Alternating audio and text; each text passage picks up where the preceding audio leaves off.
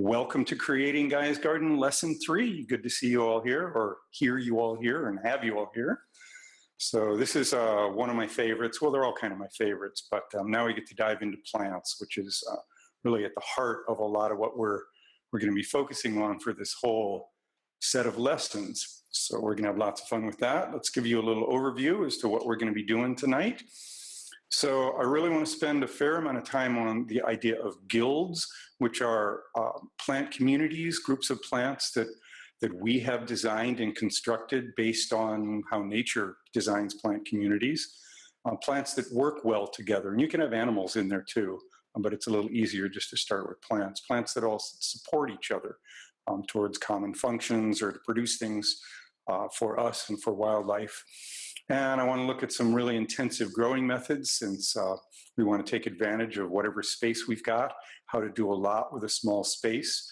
And also look at the idea of the food forest or edible forest gardens, this idea that you can create, well, this is really the heart of a backyard ecosystem, and where you've got something that looks kind of like a forest, but produces lots and lots of food for you, great habitat for wildlife, cleans the air, cleans the water, does all sorts of terrific things, but it behaves a lot like a natural forest as opposed to a farm, which doesn't behave like a forest. It behaves like a big monoculture, a bunch of corn or a bunch of soybeans, no room for wildlife, no room for any of the good ecosystem functions. And then I'm also going to give you a list of a bunch of what I consider all-star plants, these kind of most valuable plants that go great in any yard, that do lots and lots of great things. So there's a lot of information in this, and you will have a PDF of this presentation because there are going to be some plant lists and a lot of illustrations, things like that you can use. So it's going to be an information-packed evening with lots of reference materials for you to go back over when you have time. All right, so this idea of guilds, and I think of them kind of as building blocks of the food forest. You assemble a bunch of guilds together, and then you have a food forest. So a guild is simply a group of plants. Like I say, it can be animals in there too, but it's just easier to start with plants. Usually it's based around one central plant, like a fruit tree or a nut tree or something like that, although there are some guilds that aren't. And then the other plants involved, besides this central element, we call it the fruit tree or nut tree that's in the middle of everything, we also bring in a bunch of other plants to help support that tree, things that will bring in pollinators, that'll help build fertility in the soil, maybe can act as a barrier to keep out things that we don't want. So we select a central plant, and then we bring in a bunch of other things that will help support that. So let's just look at a really, really simple guild here. See, a lot of people get really intimidated by the idea of guilds, as though everything in it has got to be perfect, and if you don't just get exactly the right variety and exactly the right kind of plant, that it won't work. And it's really not true. I mean, if you think of how conventional landscape designers design, they pick plants because they look pretty together, or they have foliage types that work well together, or they're the same color or something like that, and they work just fine. So we don't have to really go to too much anxiety about choosing the right plants. Really what we want to do is choose plants that will do the jobs that need to be done, and that's really going to be the focus of what I talk about with guilds here. So here's a really simple guild. It's just two parts. There's an old apple tree. This was at an old orchard that had been around for 50, 60 years or so. And instead of just having orchard grass or bare soil underneath it, the new owners decided to put guilds around all the apple trees. So all they did was bring in some comfrey, which is a really great plant. There are people who are really afraid of comfrey, and I can understand why, because it spreads by root divisions.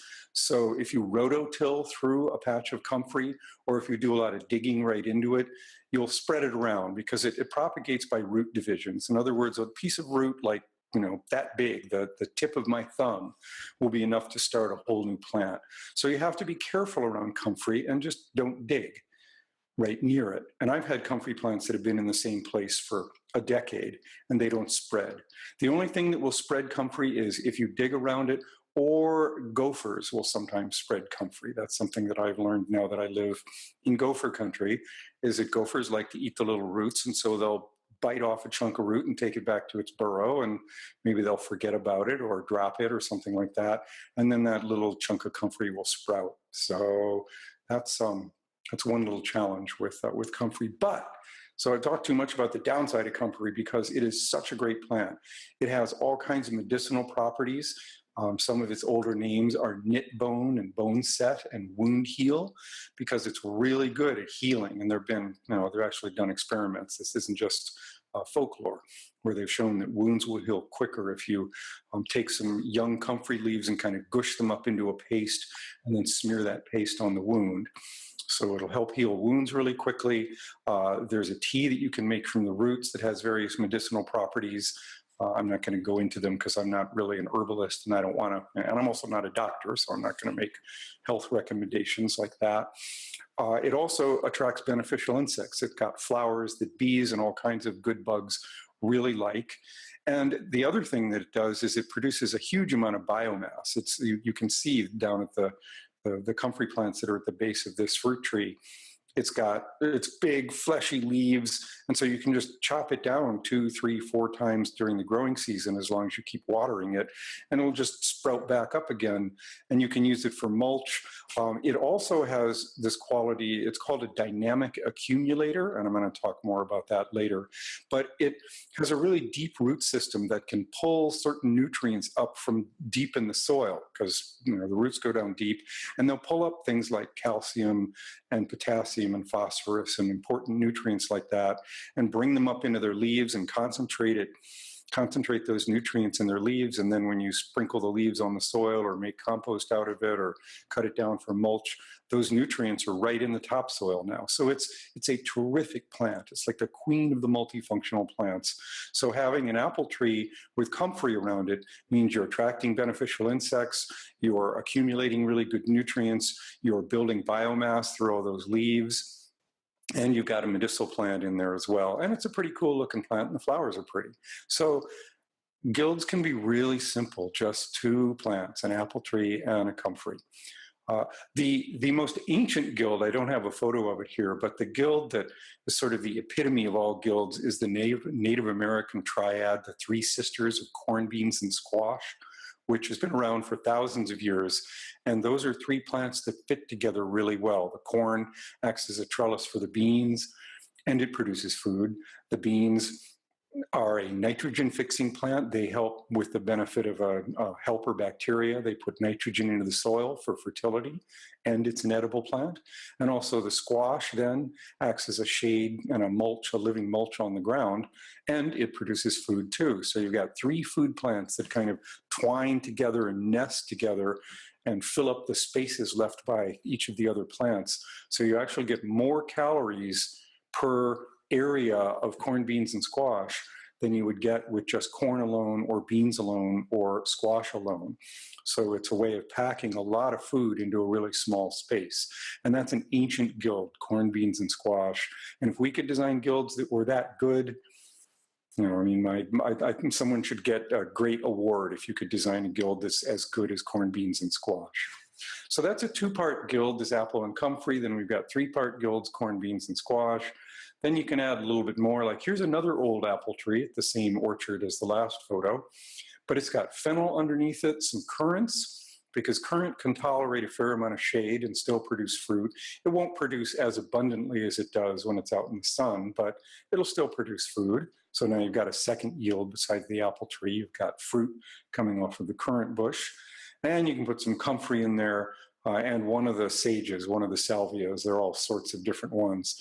And sometimes there are others put in there as well. But these 4 additions to the apple guild: fennel attracts beneficial insects, as does comfrey and salvia. Currant, hummingbirds really like the early flowers of currant, so it'll attract hummers. So you've got culinary herbs in terms of the fennel and the salvia. You've got another food crop with the currant. You've got medicine and mulch and insect attracting with the comfrey, and insect attracting with the fennel and the salvia as well. So it's a very simple little guild. The one thing I would do here, if you look at this photograph on the left, it's really packed together. There's no room underneath that tree to get in and harvest. So, and this is an elementary error that many beginning guild builders, including me, have made when we first get started, is we try to pack too much too close to the tree. And then we can't get to the tree, or you get fungal diseases because there's no air movement under it. So you can spread your guilds out. You know, those pollinators, they'll fly 30 feet from the pollinator plant to the tree. You can spread things out. But there are a couple of pretty simple guilds where you have a central fruit tree and then a group of other plants that help support that tree.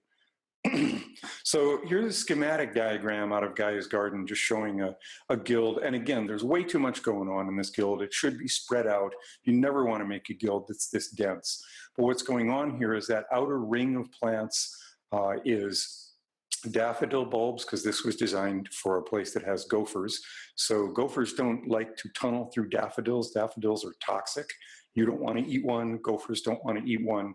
So if you make a really thick ring of daffodils around your guild, it will at least slow down the gophers. It's not going to stop them completely, but it'll slow them down. And then there are insect-attracting plants, dill, fennel, bee balm, which is monarda is the scientific name for that. There are nutrient accumulator plants. Excuse me, there are mulch plants. Then there are bulbs like garlic chives or camas or daffodils. And those are all there to help kind of take over the ground so the grass won't grow in. But it's way too concentrated. I would spread these plants out a bit, but it's a schematic to just show you, what you can do in terms of guild design. So just to really unpack a guild to see how we can design them, guilds have a bunch of different parts, or a few different parts. We can make them as complicated or as simple as we want. But I've mentioned this central element, which would be a fruit tree or a nut tree or something like that. Or it could even be a large, soft leafy plant like a grain, like corn or sorghum or something big like that. Or it could be just a tall plant like a sunflower or some other fairly good-sized plant if you want to make a really tiny guild based around a sunflower plant with little tiny other plants around it. So that's the central element, or the big thing in the middle of the guild, the fruit tree or the nut tree or whatever. Then we want plants to bring in fertility. So there are plants called nitrogen fixers, which those are usually legumes like beans and peas and clovers and vetches and things like that. And these are plants that have a beneficial relationship with a particular kind of bacteria that can actually take nitrogen from the air, which is a type of nitrogen that plants can't use. They can't use it as fertilizer, but it will convert that gaseous nitrogen into nitrate, which is a form of nitrogen that plants can use. So nitrogen-fixing plants have been used since ancient times for thousands of years to help build fertility in the soil. Usually they are legumes, as I said, like peas or beans or clovers and things like that. And then we also bring in these dynamic accumulator plants, and I'll show you a couple of examples of those. But these are plants that have big root systems usually, but they dig deep into the ground with their roots and they haul up nutrients from deep in the soil and bring them up to the surface. Well, they bring them up into their leaves, and then when the leaves drop, you've got all these nutrients that are now up on the surface, up in the topsoil. And that's where you want your nutrients, because most fertility is in the top 6 or 8 inches of soil, or at least the top foot. And that's where most feeder roots for plants are. Most of the roots that actually accumulate fertility are up in the top 8 or 10 inches of soil or so. So that's where we want to put our fertility. You don't need to put it any deeper than that. So these dynamic accumulators will help put good nutrients like calcium and potassium and, well, a bunch of the others right up near the surface, or they'll put them into the plant leaves, and then the leaves will be in the surface, and now you've got fertile topsoil. So then we have plants that produce mulch, like comfrey, as I mentioned, and I'm going to give you some examples of these, and also plants to attract beneficial insects, because we want pollinators to come in to help us with the fruit tree. We also want other beneficial insects that can help attack things like codling moths or grubs, or things that might eat eat things you don't want them to eat, different kinds of pest insects. But there are all sorts of beneficial small bugs. They're beetles, wasps, not the kind that sting, but little tiny wasps that will actually parasitize caterpillars and grubs and things like that, so that you can actually knock down bug problems by bringing in plants that have flowers that will attract these beneficial insects. Then I sometimes like to include plants that can help break up heavy soils, plants that have a big taproot, so that it'll bust up heavy soil. And I'll again show you examples of those. And also plants to create a barrier if there are things that we don't want to get in, like thorny plants to keep out animals, or the way daffodil bulbs were keeping out gophers potentially. So those are some of the main ingredients in Gulds. You don't have to have all of them, but the nitrogen fixers, the fertility plants and the insect attracting plants are two really important ones. So any Guld should have a few of those in there, the fertility plants and the insect attracting plants. So let's look at some examples.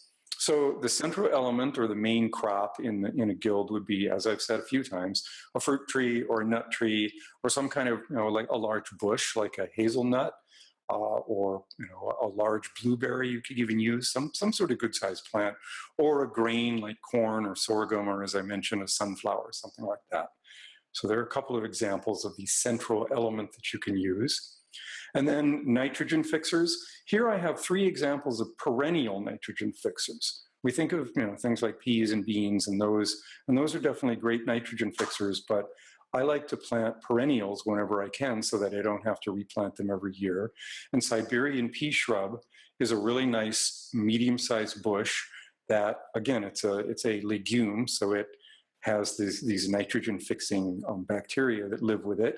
And with the word Siberian in there, it can take really cold weather. So those of you who live in cold climates, even really cold climates, down there at minus 20 Fahrenheit and things like that, you can grow Siberian pea shrub. And it also has flowers that attract bugs, beneficial insects, and it has an edible pod, not too edible for people, but chickens and other wildlife like the pod from it. Then there's a plant called bladder senna, which is another perennial shrub, and it has these really cool pink pods on it. You can see one there, along with nice yellow flowers, and those pods are filled with air, so kids like to pop them. They're great fun. But it's another shrub that can fix nitrogen, and it's a perennial again, so you don't have to plant it every year. And it also doesn't need very much water because being a perennial, it's got a really deep root system. And then there's alfalfa, which is a soft herbaceous plant. It's not woody, but it's another perennial, and it's a nitrogen fixer. It grows during the warm season, and it also attracts beneficial insects. So these are 3 really good nitrogen fixers that are all perennials, and they're 3 that I like to use. And if they get too big, you can just cut them down. The pea shrub or the bladder senna, you can just chop it down, 8 inches off the ground, 18 inches off the ground, something like that, and it'll just sprout right back up. And then you can compost the branches from it, or you can, do whatever you want with the branches. And what will happen when you cut it back is a bunch of the roots will die because it dies back in proportion to how much you cut off. And when the roots die, a whole bunch of the bacteria that contain nitrogen or that are fixing nitrogen, making nitrogen fertilizer, those bacteria will die and they'll release this big flush of nitrogen into the soil. So that'll really help build fertility. Each time you chop the plant back, it releases a big chunk of fertility. So nitrogen fixers they're essential. They're really great to have growing with any plant, really. It can help any garden to have nitrogen fixers, either planted kind of interplanted in between the crop that you have, or you can plant it during the dormant season, overwinter it or plant it in the early fall or something like that. So nitrogen fixers, great for fertility. And here is a list of many, many, many nitrogen fixing plants. Just to give you some resources there. You can go ahead and look up what the characteristics of these are, but I just want to at least give you a big old list of these. This list also appears in Gaia's Garden if you've got that book. So, and there's a little bit more information in the table that's in Gaia's Garden. Oh, nice.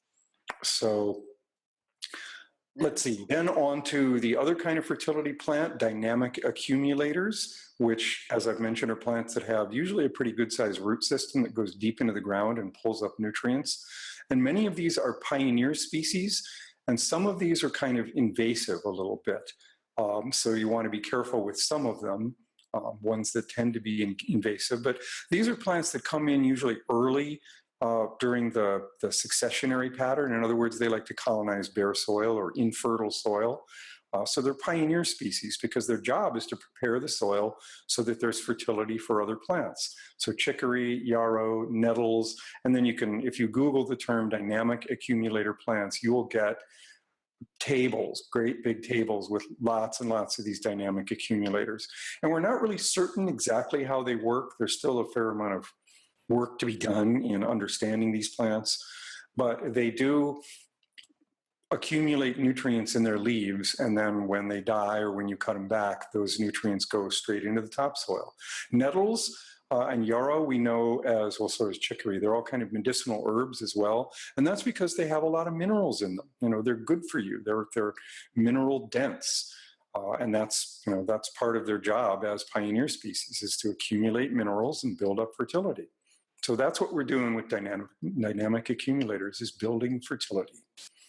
Then plants to produce mulch, and that's just any big old leafy plant that has a lot of biomass. Like comfrey is one. There's a plant called cardoon, which is related to artichoke, except it's hardier than artichoke, so it can take more frost, those of you who live in colder climates.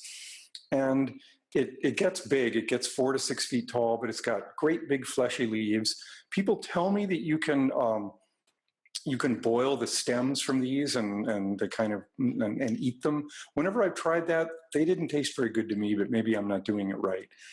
But in theory, they have edible stems on the leaves if you catch them young and when they're still kind of white rather than green. But it's a cool looking plant. It's got a great big kind of thistle-like flower. It's related to thistle, but it's not invasive the way thistle is. And then squash is another plant that's got lots and lots of leaves, a good kind of biomass plant. Any sort of plant that has lots of leaves that will compost easily or that you can mulch right in place. Those are good mulch plants. Then insect-attracting plants, or insectary is the technical term, just plants that attract beneficial bugs that will help you with pollinating and with pest insect control and all sorts of things like that. It's great to have insect-attracting plants and then run chickens through your garden if you're careful about the chickens, because the chickens will then clean up on all the bugs that are there. They love to eat bugs, so you can attract them with flowers and then bring the chickens in and feed your chickens.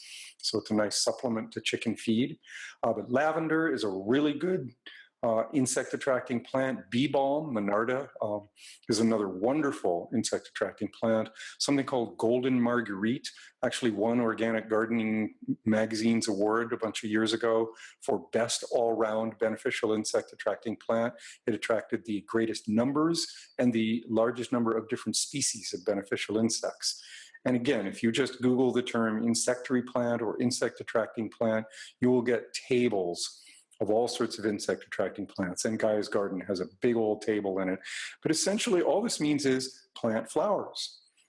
Better kind of wild flowers rather than highly cultivated, like chrysanthemums with great big blossoms or roses, things like that. Those tend, the really highly cultivated plants tend not to be as good at attracting beneficial insects. The wilder ones, ones with smaller flowers, particularly plants in the what used to be called the umbel family, the Apiaceae, and also the composites, or the Asteraceae, as you call it now, the sunflower family, are two families. So the umbels, like wild carrots and fennel and dill and things like that, that's a family that's really great for attracting beneficial insects.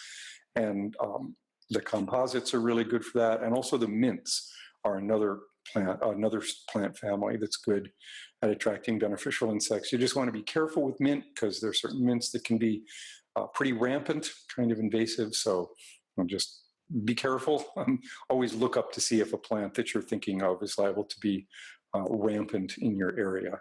I don't like to use the word invasive because it blames the plant when really it's the plant plus environment that is what's going on. But there are some plants in the right, or you could call it the wrong environment, they will take over. And you want to be a good neighbor and not plant those. Then we've got plants to break up heavy soils like daikon, Chinese white radish or Japanese white radish. Has a great big taproot, so it's really good at busting up heavy soil. Wild carrot or Queen Anne's lace, again, it can be invasive in some places, but it has a big root system that can really help break up heavy soils. And then mustards, which vineyardists and lots of farmers have used as a cover crop for a long time. It attracts beneficial insects, but also it has a big root system that's really good at breaking up heavy soil. It also kind of fumigates the soil, so it can get rid of weeds and things like that. So mustards are a very commonly used plant for cover crops. A close relative of mustard is rapeseed, which is also sold as a cover crop, and that does the same kind of thing. It's related to broccoli. It's also related to canola oil, but you don't want to get canola, you want to get rapeseed because that's not genetically engineered. But it's great, beneficial insect attracting, soil busting, soil fumigant, and there are others too, but these are three that at least get you started. So what we're doing is serving important functions, things that our central element plant, the fruit tree or nut tree or whatever, needs. We're trying to figure out what does it need and how can we bring in other plants that will do those jobs. And then lastly, barrier plants, things to keep out stuff you don't want in there, like daffodil I mentioned can help keep out burrowing critters like field mice or gophers. Red hot poker and rhubarb have an above ground crown system. The base of the plant sticks up above the ground, forms kind of a mound. And it turns out that invasive grasses like Johnson grass, quack grass, Bermuda grass, those sorts of things, they don't like to come up out of the ground and over a crown of a bunch of plants like that. They like to keep their tillers, their roots in the soil. So you can slow down running grasses like Bermuda grass, quackgrass and things like that by planting a hedge of things like rhubarb, red hot poker. Some of the bigger yarrows, the ones that get 4 to 6 feet tall, also have an above ground crown system. Just the base of the plant has a big old crown that sticks up above the ground. And I have actually done a pretty good job of blocking invasive grasses. They kind of start into this little hedge of red hot poker and rhubarb and yarrow that I made, which is a really colorful hedge, that's for sure. And then they just choke out partway through. They don't get enough light. They don't like being up off the ground. So I finally found something that can pretty well slow down running grasses. If it's already in there, you know, you're in trouble, sorry. But if you're trying to keep it from getting somewhere, these barrier plants can really help that. And you can plant thorny plants like Osage orange and gooseberries and things like that to keep out small critters. If you kind of twine them all together, or, you know, it'll help keep out kids who like to steal your fruit, things like that. But those are some of the important roles that plants can play when we're designing guilds. And you just want to choose, you know, 1 or 2 from each category, and there might be other categories that you feel like you need. But these are some of the important ones as far as fulfilling really important functions that are central element, the apple tree or you know, whatever it is we've got in the center of the guild that they need to have done. And then you put all these guilds together and you get this really beautiful food forest. Depending on how much land you've got, you can make them tiny, you can make them big, but they form building blocks of food forest. So you put a few guilds together and you got yourself a little food forest. So another way to design guilds is to mimic the native plant communities that live in your area. Like this one here, this is called the White Oak Hazelnut Community, and it's a native plant community that lives in my area in Northern California and goes all the way up into Washington State, even up into the San Juan Islands near the Canadian border. And it's based around a white oak, the Gary oak or Quercus garryana, which was a very important food for the native people all over the Americas and anywhere the white oak grew. Certainly the Celts and ancient people in Europe used white oak acorns a huge amount as a food source, dry them and grind them and make a sort of a bread meal out of them, cook them into little Johnny cakes. So that can serve as the basis for a guild that, at least for people who are into white oak acorns, you can eat. Although not many of us are going to eat white oak acorns, but you can. So, and they're beautiful trees as well. So the rest of these plants are all plants that show up with the white oak in my area.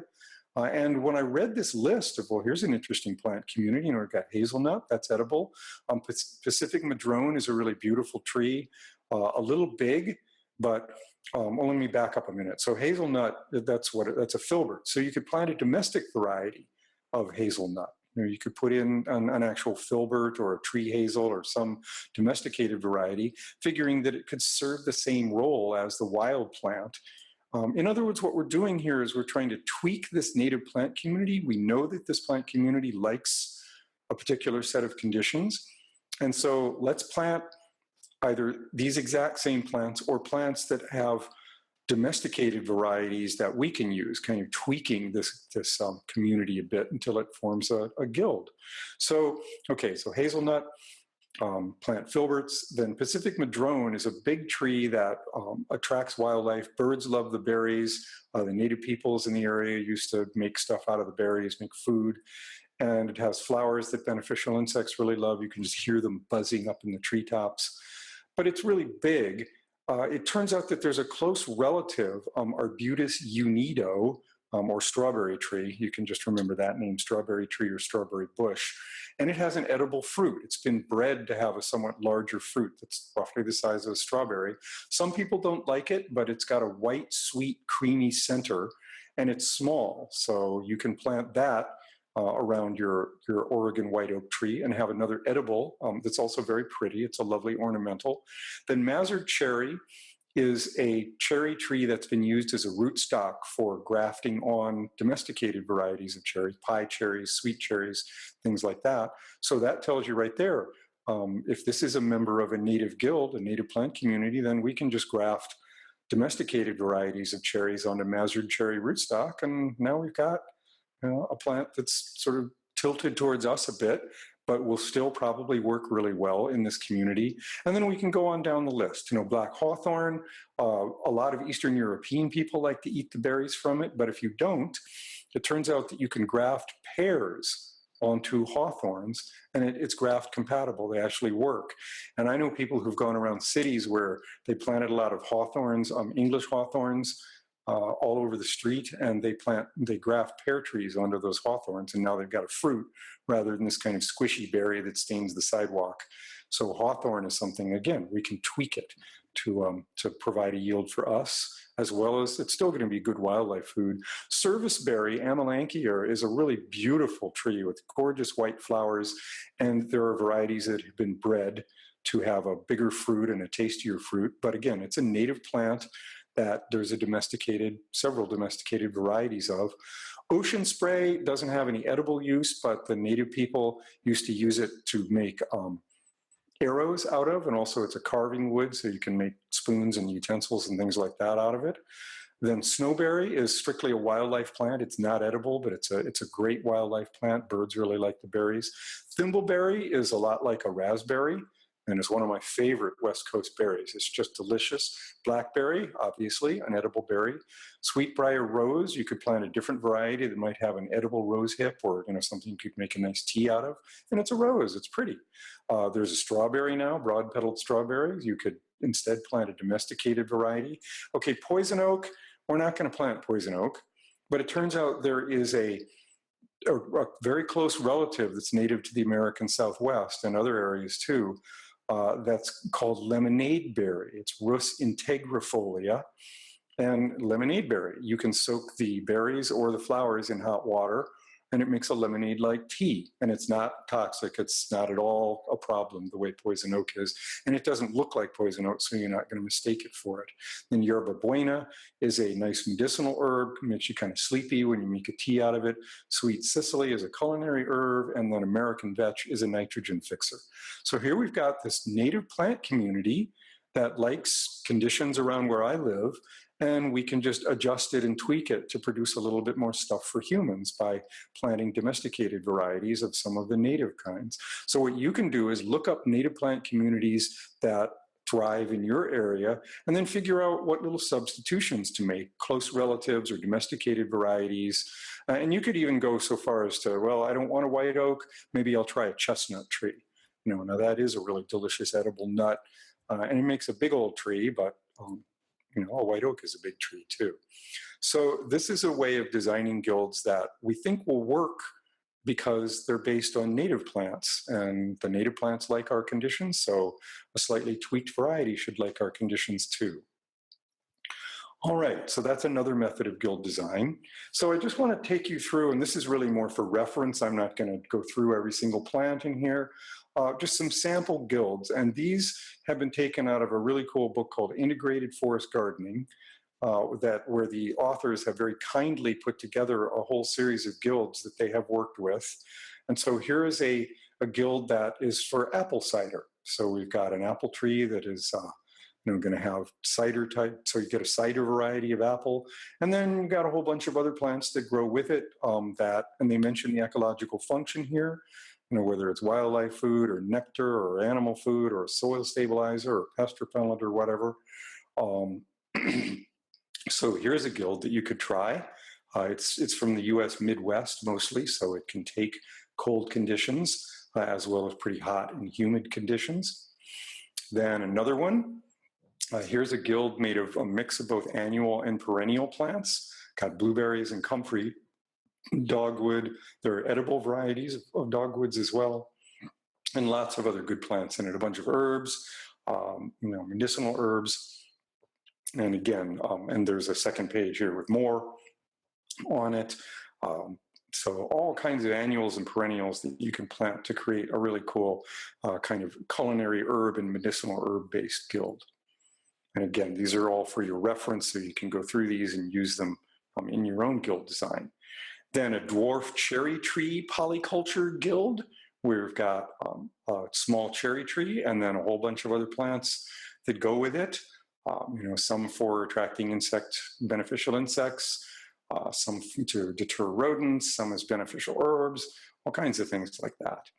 So a bunch of really nice little guilds. So thank you, Wayne and Dan, for having designed these guilds for us and already done a bunch of the legwork so that we know these things will work well together.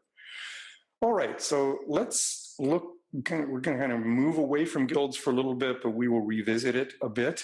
And I just want to look at a few more strategies for growing things in small spaces, remembering to use the third dimension, go vertical.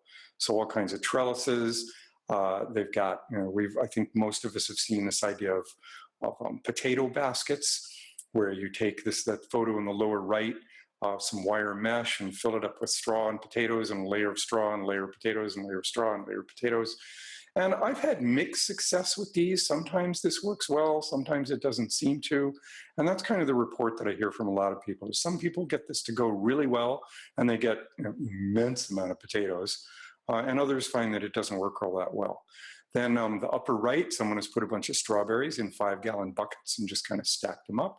So there are all sorts of ways that we can go vertical, and we don't have to do just strawberries. We can grow greens, we can grow flowers, we can grow all sorts of things when we think about going vertically.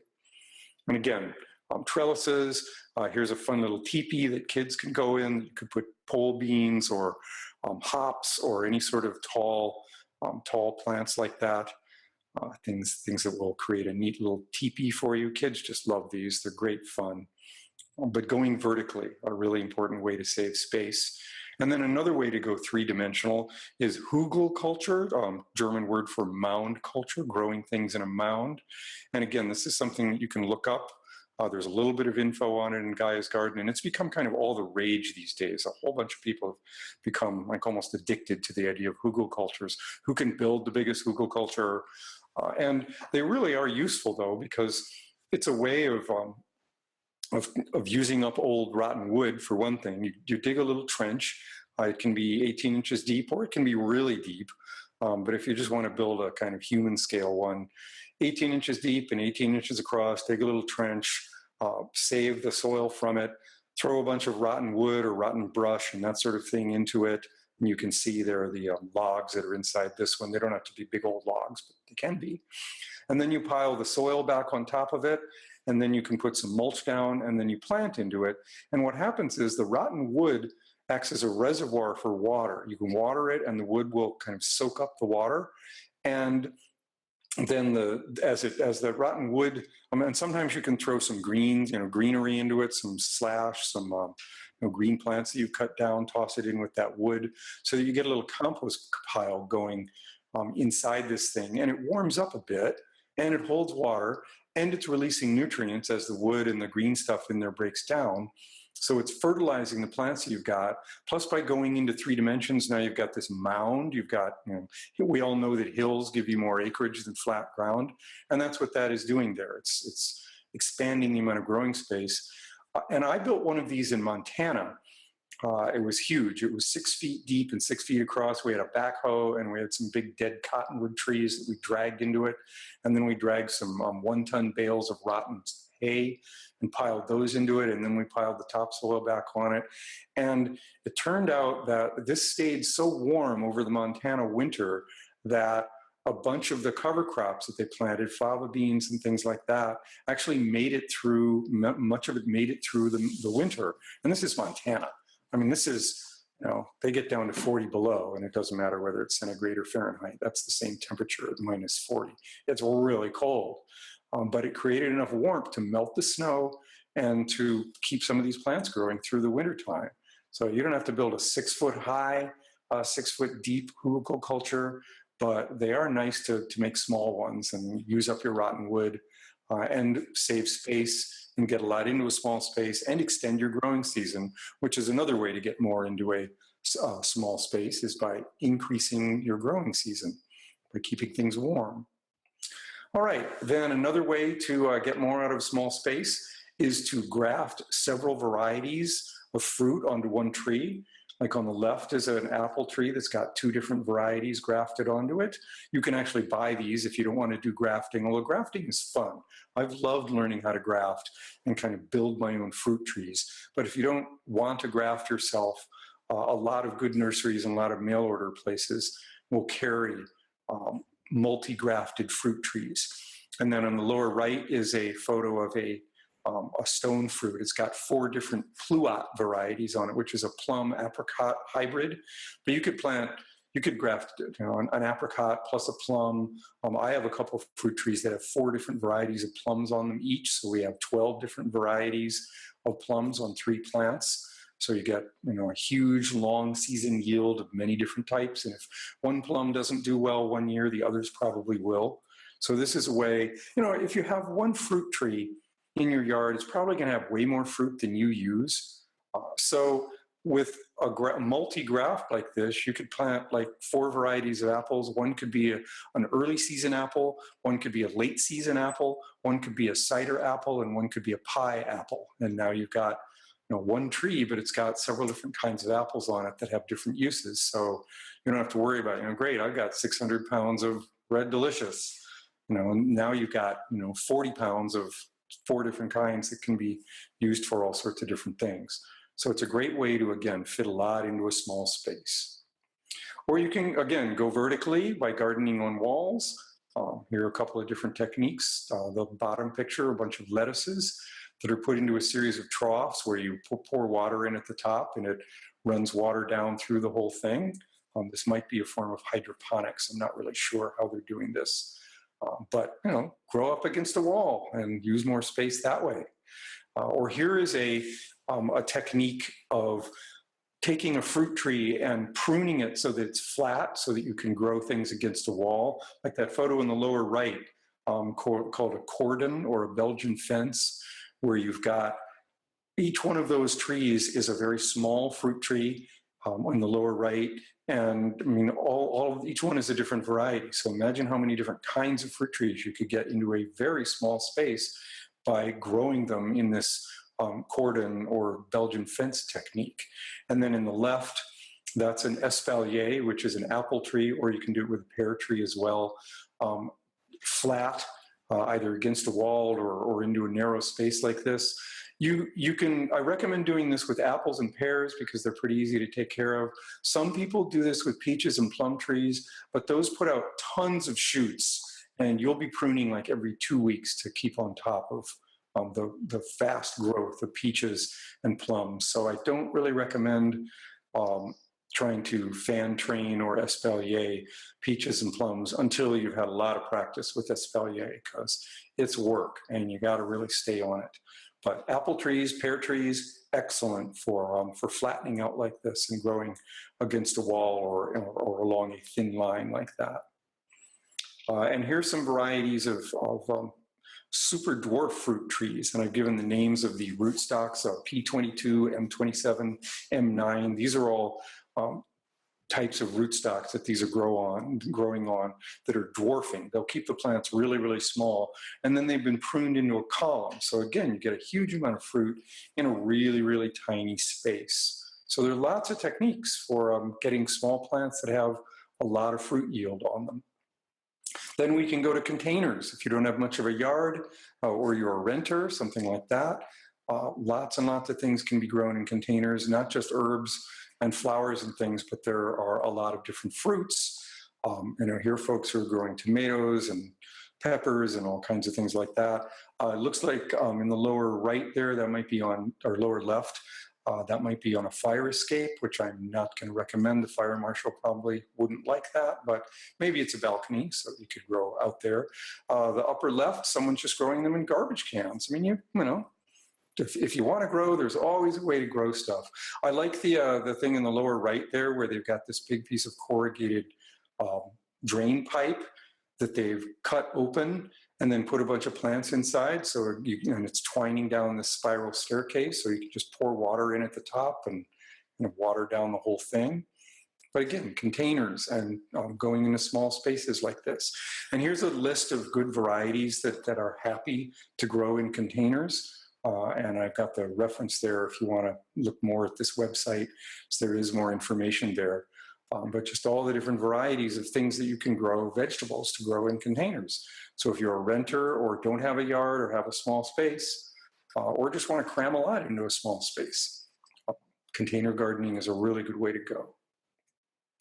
And here are a couple of good books on container gardens. Again, more references for you to go have fun with on your own.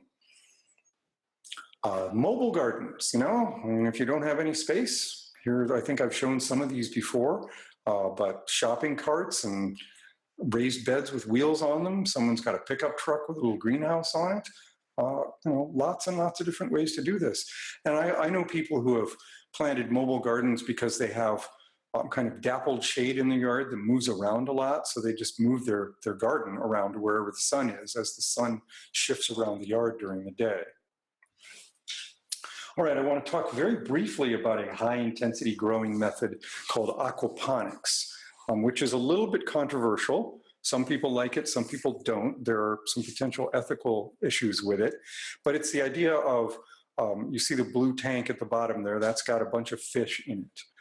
There are things like tilapia or cold water. People do trout or smallmouth bass. There are folks who've done perch. I know people who've done crayfish. But the idea is you grow fish at pretty high density. That's the area that's a little bit iffy. You have to have a lot of fish in a small space. And their manure fills up the water, and then you pump that water into a growing bed that's raised up, so you can see all those lettuces and chard and things up above it. And that manure-filled water then gets pumped up into the growing bed, and the bacteria in this growing bed is usually filled with pumice or gravel or fired clay pellets or something like that, something a little bit absorbent. And there are bacteria that colonize the growing material, that those pellets or gravel, and those bacteria then will convert the manure in that fish water back into fertilizer, and then the plants eat up the fertilizer, and then the water goes back into the fish, and it's clean when it goes back into the fish once you've got all the tweaking done to make it work right. So you've got fish, so you've got a protein yield out of it, plus you're using their manure to fertilize plants, and the growth rates off of these systems is unbelievable. Plants grow so fast. So there's something in that fish water that they really, really like. The main issue here is the fish are at pretty high density, and they may not be completely happy at that density. They can be prone to disease because there's so many of them in there. So people are working on that aspect of it, is what's the lowest density we can use where there's still enough fertilizer in the soil. because we want to be nice to our fish. I mean, yeah, we're going to kill them and eat them, but while they're alive, we want them. We don't want to be raising sick, unhappy fish. So folks are working on that aspect of aquaponics, but it's a great way to get a ton of food out of a really small space. And here's a schematic of how it works. There's the fish tank with, here they're growing tilapia. The main input is fish food. You need some sort of food to feed the fish. So that's the main external input. And then by ammonia, they mean the manure from the fish, that sort of pinkish box down at the bottom. And that water then is circulated up into the growing bed, which has a bunch of bacteria in it. Here they actually name them Nitrosomonas and Nitrobacter and all these others that then convert the ammonia and other fish waste into into nitrate, into a type of fertilizer that fish can eat. And then that water goes back into the fish when it's all cleaned up. And here are just some more pictures of aquaponic systems. That photo in the lower right, that's a 30-day-old growing bed. They planted small starts from a 6-pack into one of these growing beds, and that's what it looked like 30 days after they put the 6-pack of different kinds of plants into it. So you can do this at large scale. I've seen them in like half-acre greenhouses or even larger, or you can do it in a little backyard scale as well. But it's a great method, particularly in urban areas where the soil may be toxic, or places that have industrial contaminants, or places where there is no soil. It's not something that I would say just do it anywhere, go ahead wherever you want. There are certain conditions that would say aquaponics would be the right thing to do, like if you do have toxic soil or no soil at all. So I would recommend it. I mean, it's better to grow in soil. Plants like regular soil. So if you can grow in soil, do. But if there's some reason that you can't, aquaponics is one good solution for that. And here are some resources for aquaponics, websites and some books. This barrelponics book, I don't have the link, but if you Google that, it's a free download, really nice little booklet on how to grow in those 55-gallon blue plastic barrels that seem to be all over the place. So some more resources for you. So I want to go back to food forests a little bit now that we've got all these high-intensity growing methods, because if you want to divide a food forest up into its kind of most complex set of elements, how complicated can we make a food forest? There are as many as 7 or 8 different layers in a food forest. Really, if you want to keep it simple, there are 3 layers in a food forest. There's the tree layer, where the fruit trees are. There's the shrub layer, where you've got bushes, and there's the herbaceous layer, where you have the plants on the ground, strawberries, lettuce, chard, whatever. But if you want to divide things up, if you are a splitter rather than a lumper, those are 2 categories of people who like few categories and people who like lots of categories. I must be a splitter because I'm already dividing people up into categories. But if you want to kind of maximize the diversity and look at all the possible categories of layers, there's the canopy, which would be large fruit trees and nut trees, so apple trees, walnut trees, chestnuts, those sorts of things. Then layer number 2 is the low tree layer, which would be the smaller fruit trees, dwarf trees. Then a shrub layer, any sorts of bushes, and you can have big shrubs and small shrubs depending on your conditions. Then the herbaceous layer, so those would be vegetables, essentially, annual or perennial vegetables and flowers. Then the rhizosphere, rhizo means root, so these are root crops, carrots and tubers and things like that, stuff that grows in the ground, where the edible part is in the ground. Then there are things that grow on the soil surface, the ground cover layer, so strawberries, a lot of medicinal herbs are kind of ground covers, yerba buena, so things that grow on the soil surface itself. And then a vertical layer, climbers, grapes, hops, other sorts of vines, passion fruit, things that will vine up. And if you've got a big old fruit tree or nut tree, you could even try growing it up that. Just be careful, because I've actually seen someone trellised a hardy kiwi up an apple tree, and it just pulled the tree down. It got like 400 pounds of kiwi fruit on it and just broke all the branches and pulled the thing down. So kiwi, you want a good, strong trellis. They recommend like 6x6 timbers. But grapes, hops, things like that, you can trellis them right up into a tree. Makes it a little harder to harvest, obviously, but it's a 7th layer. And then of course, anyone who's into mushrooms would say, we need an 8th layer, we need a fungal layer, we got to get our cool mushrooms in there. So you can continue splitting. You could do an epiphyte layer, plants that grow up in the trees. Just all depends on how far you want to go with this.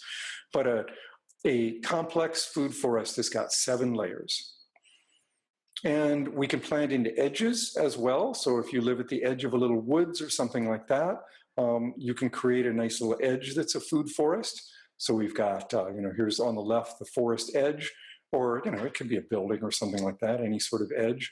And then smaller edible plants, fruit trees, nut trees, things like that. And then moving over to the right, the large bushes like a hazelnut, filbert, and then smaller bushes like raspberries and blackberries and those sorts of things. Then large herbaceous plants like sunflowers or Jerusalem artichokes or these sorts of things. And then this meadow, it says, but that just means vegetables or lawn or whatever, whatever small plants you want.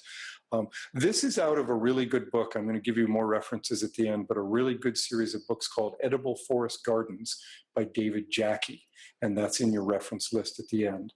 But it's if you are interested in food forests and edible forest gardens, you have to get that book or one of the other books like it, because it's a terrific reference volume.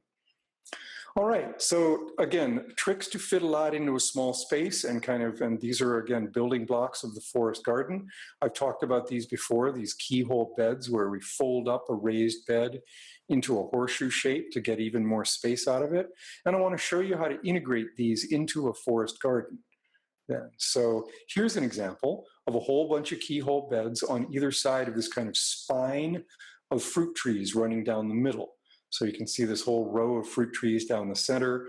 These could be whatever fruit trees you're interested in. And then along the edges of those fruit trees, we could have more edible plants, or you could have nitrogen fixers, you could have insect attracting plants, or whatever kinds of things you want. And then a whole series of keyhole beds with, again, whatever you want. You want more food? Do you want mulch plants? Do you want nitrogen fixers, dynamic accumulators? What do you want? Plant whatever suits you in there. And I mean, imagine, this would not have to be that big. This could be, what do we got here? 3 or 4 meters by 4 or 5 meters, 15 feet by 25 or 30 feet. So it can fit very easily into a modest sized backyard, and you will get a ton of food plus habitat. This is a really nice thing about forest gardens, is that they create habitat. They help clean up the air. They help clean up the water. They help attract beneficial insects, endangered species, things like that. So this is one of the major ideas behind permaculture is, yes, we're producing things for ourselves. We're trying to minimize our own ecological footprint by getting a lot out of small spaces, but we're trying to also create places that other creatures besides humans have a home in, wildlife, beneficial insects, birds, things like that. Obviously, we've got to protect some of these plants because not all wildlife understands the concept of sharing. Sometimes they don't leave you very much, but this will help attract beneficial insects, helpful birds, all sorts of things, so that we're supporting the rest of nature besides ourselves. And that's a really important part of what permaculture is trying to do, is there's room for everybody. And here now we've taken a bunch of keyhole beds and wrapped them up into the circle shape. And then we've got a whole barrier of big old fruit trees or nitrogen fixing trees. And here we've got some alder trees. Again, this is out of Edible Forest Gardens, Dave Jackie's great set of books. And, again, we're just cramming a huge amount of stuff into a small space. We've got a little space in the center that could be an outdoor shower or a pond or a compost pile or a grape trellis or whatever you want. And then that cross section gives you some examples of some of the plants that you can grow there. But just again, getting a lot into a small space. And here I'm giving you a couple of actual yard designs so that you can see what professional permaculture designers have created. This is by a fellow named Ethan Rowland, who runs Appleseed Permaculture. He's a really talented designer and a very smart guy.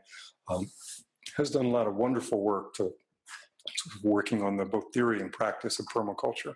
But here's a permaculture design that Ethan did for a client, and I will leave this for you to peruse at leisure, because it's got a bunch of really good ideas in it and some nice examples of plantings, and showing really good use of the zone concept, given the realities of the yard that he had to deal with and where the sun and shade was and things like that.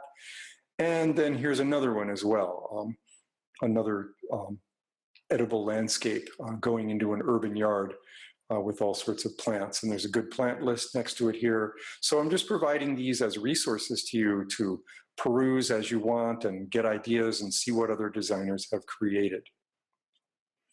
So here are some resources on edible forest gardens. A fairly new book by Martin Crawford, who's a British guy, called Creating a Forest Garden, a really nice resource on food forests, on forest gardens. It's British, but the climate in Britain is comparable to a lot of North American climates, to some Australian climates, to a lot of the rest of Europe. So there are a lot of places where a book that kind of focuses on Great Britain is still going to have a lot of use. It's an excellent book. Highly recommend it. An old classic, Robert Hart's Forest Gardening. That's the oldest and first book, really, or one of the very first books written on forest gardening. It's not really a how-to book. It's more of a memoir of one of the founders of food forests. There's some how-to information in it, but it's really a lovely book by someone who just has a delightful sense of the land and who is a real pioneer in forest gardening. Then my book, Gaia's Garden, has a lot of stuff on Gulds and food forests in it. And then here's this book that I've mentioned, David Jackie's Edible Forest Gardens, 2-volume set. I highly recommend going to his website, edibleforestgardens.com, just because he's got a lot of great reference material there. And then Mollison's big fat black Bible of permaculture, Permaculture, a Designer's Manual, has a lot of information in it on forest gardens. And then another older book that's still quite good, Patrick Whitefield, a paperback called How to Make a Forest Garden. That's probably, if you're on a budget, that's the least expensive of these books that will give you the most bang for your buck. Has a lot of good information in it. The other books, at least Martin Crawford's book and Dave Jackie's book and the Designer's Manual, tend to be more expensive. Oh, I forgot Eric Tonesmeyer's book, Perennial Vegetables, which is on that. It's a book of close to 100 or so varieties of perennial vegetables. A lot of them are more suitable for the tropics or subtropics. So those of you who live in sort of semi-tropical, Florida, Southern California, parts of Australia, Southern Europe, lots of stuff in there that you can use, but there's still quite a few varieties that'll do just fine in a temperate climate as well. But it's an excellent book of lots of perennial vegetables. How can we find vegetables that kind of mimic the annuals that we like, but that we don't have to replant every year? Man, I'm always going to plant annual vegetables. I love tomatoes. I love peppers. I love lettuce. I'm going to grow those. But if I can find perennials that will do the same job as an annual, like tree collards, bush collards, or dandelion greens, good King Henry, there are all sorts of great edible greens. Then I'll plant those because I don't have to replant them every year, and they do tend to be more drought tolerant because they've got deep root systems. So these are really good references, but like I say, to get in least expensively with the most information would be How to Make a Forest Garden, or else Gaia's Garden would be the two least expensive books, how-to books. But if you're serious about forest gardening, you want to get Edible Forest Gardens, Dave Jackie's book, or Creating a Forest Garden. Those are kind of the two textbooks on serious how-to. Edible Forest Gardens, at the end, the volume 2 has, I don't know, it's got to be 100 pages of species, plant lists. It's an incredible resource. So these are great books. Oh, and then I wanted to include the 30 most valuable plants for urban and suburban yards. Those of you who subscribe to my newsletter get this as a subscription bonus. But these are 30 different plants that I find to be just really useful, basic plants for any kind of permaculture-oriented garden. So these are a bunch of my favorites. There are lots more, but I wanted to give you just some good lists of plants, because everybody loves plant lists, right? I mean, we just can't get enough of lists of useful plants. You know, oh, I've never tried purple osier or that sort of thing. So, you know, here's some good lists of plants and how they're grown and what they're used for. One warning I want to give you when you get these plant lists is don't go too wild. It's really tempting to look at catalogs and go, ooh, I want one of those, and I want one of those, and oh, that sounds really cool, and oh, aronia, I've never heard of that, and I'll try to grow that, and you know, all these plants that you've never heard of, but the description in the catalog makes them sound great. Get about 20% of those, but get 80% of plants that you know work in your area, that you like to eat, that you know grow in your conditions, that you know that are actually going to work. Because if you get too many of these oddballs, you're going to find that, well, you know, I don't actually like aronia berries or, you know, sea berry. So start conservatively and gradually branch out. Don't go too nuts over these plant catalogs, as tempting as it may be. But this is a lesson I've learned from just planting too many oddball plants, varieties that sound really cool, and then it turns out, you know, well, actually just, you know, the plain old garden variety of this would have been just fine. So I just want to give you that little warning. And I'm not the only one who thinks that. A lot of really experienced permaculturists will tell you, use the 80-20 rule of 80% plants that you know, that work well, that you know you like to eat, that grow well in your area, and then 20% of the experimentals. All right, so that takes us through a whole bunch of material, lots of reference material for you. And so I want to give you a very informal homework assignment, because part of what I'm trying to do with this course is to help you do your own garden design, give you some pieces. That's why we did that zone analysis and sector analysis, so that you can begin to work with your own yard or whatever it is that you want to design with. And you know, we're not going to have time in this course to do a huge comprehensive permaculture design that covers everything, but we will be able to give you some good pieces of a backbone for a yard. So what I'd like you to do is design a really simple guild that's based on some sort of fruit tree, or it could be a nut tree, but you probably found fruit trees to be easier. But something that grows well in your area. So if you live in a subtropical zone, pick something that grows down there. Wherever you live, just pick something that, you know, that you see growing in your neighbor's yard or that you have in your backyard. Like maybe you've got a fruit tree that's all by itself. And so why not design a guild that can go around that fruit tree? And so what I want you to do is, it can either be a drawing or just a simple list, but I want you to come up with some sort of central fruit tree or nut tree. Like I say, fruit tree might be easier, you know, an apple tree. You can go down to the variety level if you want. You know, it can be a, you know, northern spy or whatever, if you want to get that detailed. And then I'd like to figure out some sort of a mulch plant, like comfrey is. There's nothing wrong with using comfrey. It's a terrific mulch plant, and it also does other things as well, as I've mentioned, medicine, beneficial insect attracting. And then I'd like you to find some sort of nitrogen fixing plant. And I've given you that great big list of many of them.